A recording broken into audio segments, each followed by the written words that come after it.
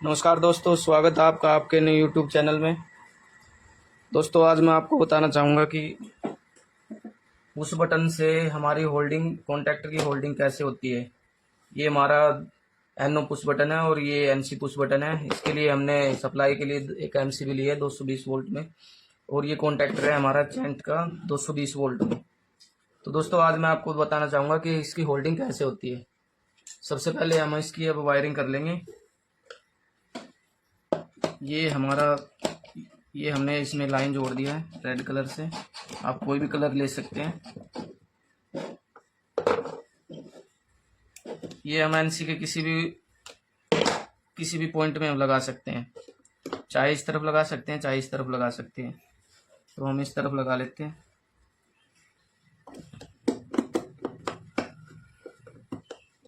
बड़े ही आसान तरीके से मैं इसकी वायरिंग आपको बताना चाहूँगा।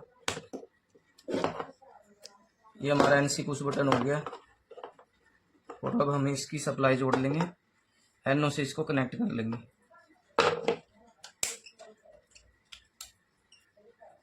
और अब ये हो गया हमारा NC push button. NC push button और एनओ पुश बटन हमारा हो गया एक। एनसी पुश बटन से सप्लाई जाके और एनओ पुश बटन में जाएगी।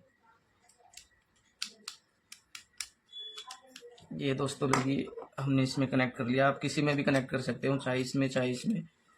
एनओ पुश बटन में इसमें कोई दिक्कत नहीं होता है।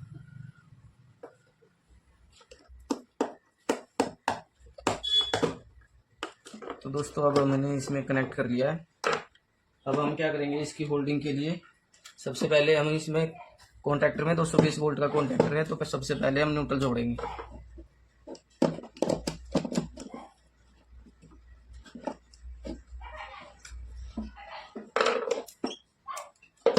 ये इसके दोस्तों आप A1 या A2 किसी में भी पॉइंट में जोड़ सकते हैं, क्योंकि वो कॉइल की सप्लाई होती है, उसको 220 वोल्ट चाहिए होती है। तो हम A1 में इसको जोड़ देंगे। ये हमने न्यूट्रल इसको डायरेक्ट जोड़ दिया है।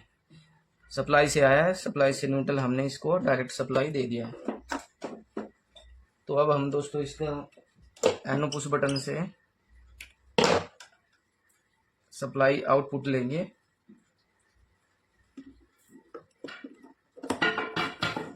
ये आउटपुट सप्लाई लेंगे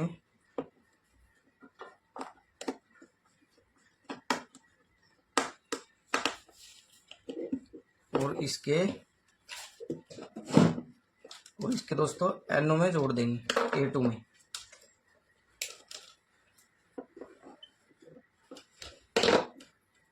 ये दोस्तों अपना न्यूट्रल हो गया और ये अपनी होगी सप्लाई। अब इसके A2 में हम ये जोड़ देंगे।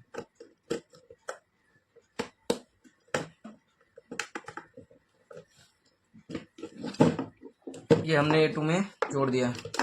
अब दोस्तों, जैसे ही हम सप्लाई उठाएंगे, हमसे भी उठाएंगे, तो क्या होगा, इसमें हमारी आउटपुट निकली।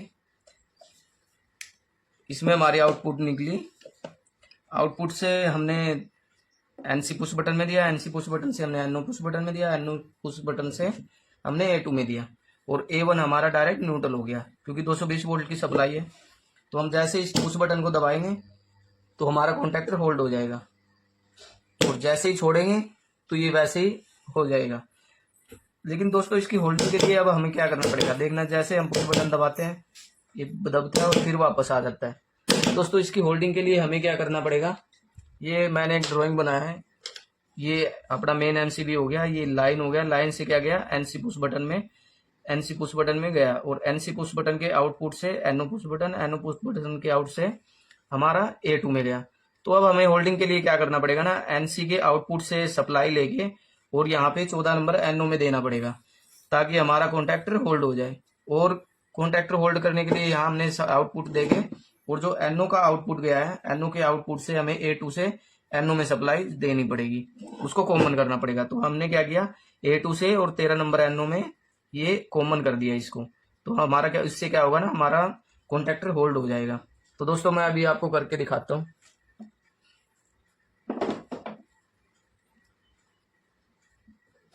ये हमने सप्लाई बंद कर दिया, और अब हमें क्या करना पड़ेगा ना, इसके आउटपुट से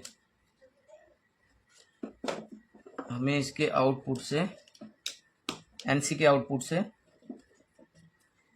एक वायर लेके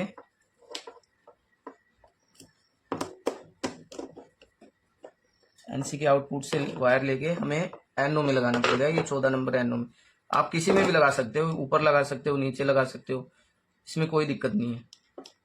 तो अब हम क्या कर रहे हैं, इसके एनओ पुश बटन से हमने एनसी पुश बटन से आउटपुट लेके एनओ 14 नंबर में डाल दिया। अब क्या करेंगे ना दोस्तों, अब इसको कॉमन करेंगे।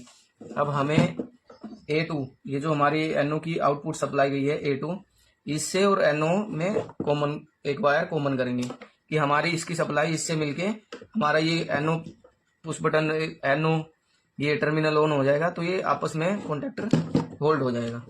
तो अब हम क्या करेंगे ना दोस्तों, इसको पहले कॉमन करेंगे।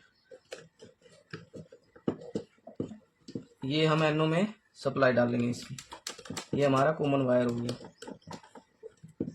ये हमारी होल्डिंग होगी। हमने क्या किया ना दोस्तों, एनसी के आउटपुट से वायर लेके 14 नंबर एनओ में लगा दिया है, और जो अपना एनओ पुश बटन है उसके आउटपुट से लेके जो वायर आया हुआ था अपने A2 में, हमने उसको वायर कॉमन कर दिया, A2 से एनओ में वायर कॉमन कर दिया। तो दोस्तों जैसे कि मैंने अपनी ड्राइंग में बताया कि ये एमसीबी है, एमसीबी से हमारा लाइन गया, लाइन एनसी पुश बटन में, एनसी पुश बटन से फिर आउटपुट एनओ में, एनओ के आउटपुट A2 में।